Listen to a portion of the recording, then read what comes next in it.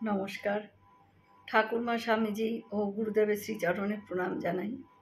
স্বামী বিশুদ্ধানন্দ মহারাজের লেখা থেকে, মা আছেন আর আমি আছি, ভাবনা কি আছে আমার। এইটি যদি আমরা ধরে রাখতে পারি, তাহলে আর আমাদের কোনো দুঃখ কষ্ট কিচ্ছু থাকবে না।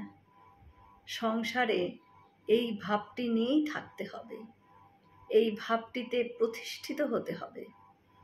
মা ছেলেকে ভোলেন না, কিন্তু ছেলে কিন্তু ভুলে যান সামান্য খেলনার ভিতরে। আমরা খেলনা পেয়ে তেমনি মাকেও ভুলে গিয়েছি। সন্তানের সত্তা কোথায়? আমি সন্তান আর রয়েছেন মা। মায়ের সত্তা সন্তানের। অত মাখামাখি ভাব কিন্তু দেখতে পাই না। মা মায়ার পর্দা ফেলে দিয়েছেন, মোহের পর্দা ফেলে দিয়েছেন আমাদের চোখের ওপর। কাজেই আমরা মাকে ভুলে যাই। সন্তান যখন খেলা করে, মা কিন্তু ঠিক দেখতে পায়। মা কিন্তু খানিকক্ষণ বাদে বাদেই তার কাছে গিয়ে পাশে দাঁড়াচ্ছেন, দেখে আসছেন। ছেলে কিন্তু খেলনাতেই ডুবে আছে। ছেলে দেখতেও পায় না মাকে তখন। সর্বদা মাকে দেখতে হবে সেরকমই। মা ও আমি অভেদ। মা ছাড়া আমি বাঁচতে পারি না, এইটা জানতে হবে, এইটা বুঝতে হবে। ভগবান সর্বভূতে আছেন। ভগবান ছাড়া কিচ্ছু নেই, কেবল পর্দাতে আলাদা করে রেখেছে। জগতে যা কিছু আছে তার সমস্তই আমাদের তার কাছ থেকে এসেছে। আমি আল বেঁধে রেখেছি। আলের ঘেরার মধ্যে আমায় বদ্ধ করে রেখেছে। এই মায়ার জাল ভাঙতে হবে। আমি আমার আল, এই আলটাকে আমাদের ভাঙতে হবে। তাই ঠাকুর শ্রী রামকৃষ্ণ আমাদের শিক্ষা দিয়েছেন, বলেছেন সর্বদা চলতে হবে মাকে ধরে।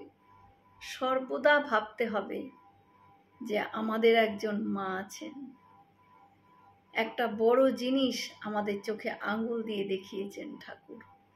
খোঁটা ধরে চলো। খোঁটা হলো ভগবান। সেই ভগবানকে ধরে, ভগবানকে কেন্দ্র করেই চলতে হবে আমাদের। ঠাকুর বলতেন, এক পা এগো, তিনি 100 পা এগোবেন। বলতেন, আমি 16 ঢং করেছি, তোরা 1 ঢং কর। আমাকে ব কলমা দে, ঠিক ঠিক রাজার বেটা হও। রাজার বেটা মানে কি জানো? মানে ব্রহ্মময়ীর ছেলে। আমরা রাজরাজেশ্বরীর সন্তান। আমার ভেবে ভেবেই আমরা অস্থির। আমরা কিন্তু কখনো তুমি কথাটা ভাবতে পারি না, সবসময় আমার আমার করি। এই যুগের বৈশিষ্ট্য, তিনি নিজেই ছুটে এসেছেন আমাদের কাছে, কিন্তু আমাদের এমন খেলনা দিয়ে ভুলিয়ে দিয়েছেন যে আমরা খেলনার ভেতরেই ডুবে আছি। এই সংসারে মাকে ছাড়া একটি পাও আমরা চলতে পারি না। কাজেই আমরা খেলনার ভেতরেই মাকেও সব সময় ধরে রাখব।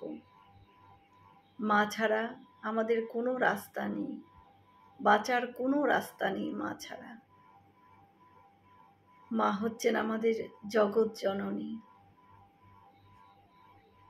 নমস্কার। হয়তো অনেক ভুল ত্রুটি হয়ে গেল, ক্ষমা করে দেবেন। সকলে ভালো থাকবেন, সুস্থ থাকবেন। ঠাকুর মায়ের কৃপা দৃষ্টি সকলের ওপর বর্ষিত হোক। শুভরাত্রি।